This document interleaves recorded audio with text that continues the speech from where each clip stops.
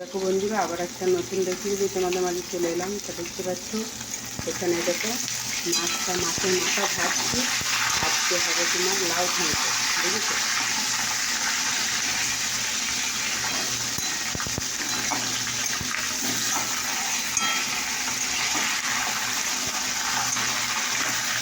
এরকম মাছের মাথাটা ভাজা হচ্ছে।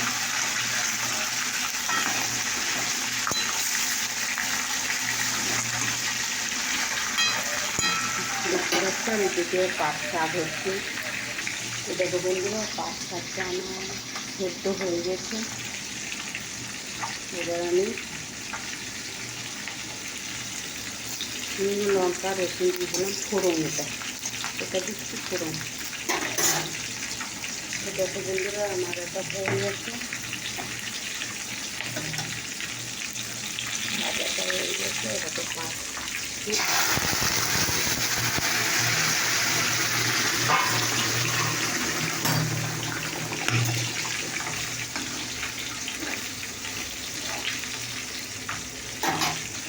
শাকটা হয়ে গেছে।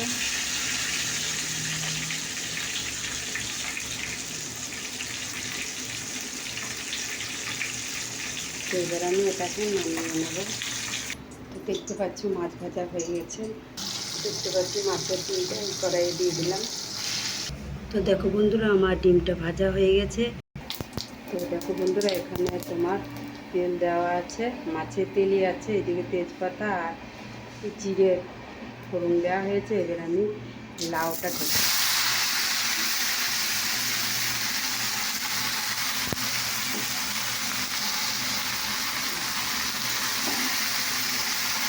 একটু নাড়াচাড়া।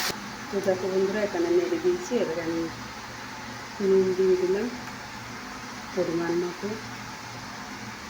দেখো একটু হলুদও দিয়ে দিলাম পরিমাণ মতো।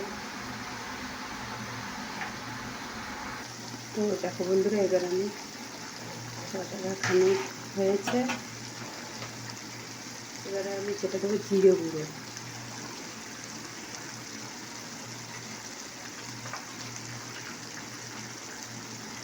জিরে গুঁড়ো আর একটু লঙ্কার গুঁড়ো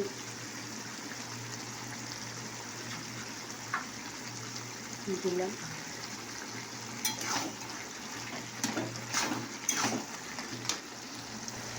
চিনি দিয়ে দিলাম, দেখতে পাচ্ছ। আর এরকম মাছের মাথা দিয়ে দিলাম। দেখতে পাচ্ছ বন্ধুরা, আমার দিকে লাউ ঘন্ট কিন্তু হয়ে গেছে। দেখতে পাচ্ছ মাছের মাথা দিয়ে লাউ ঘন্ট হয়ে গেছে। তো তোমাদের এই রেসিপিটা কেমন লাগলো খুশি কমেন্ট করে জানাবো। ওইদিকে দেখো ডাল, মুগ ডাল আর মসুর ডাল মিশিয়ে ডাল হয়েছে, আলু ভাতে দেওয়া হয়েছে। তো তোমাদের এই রেসিপিটা কেমন লাগলো অবশ্যই কমেন্ট করে জানাবো।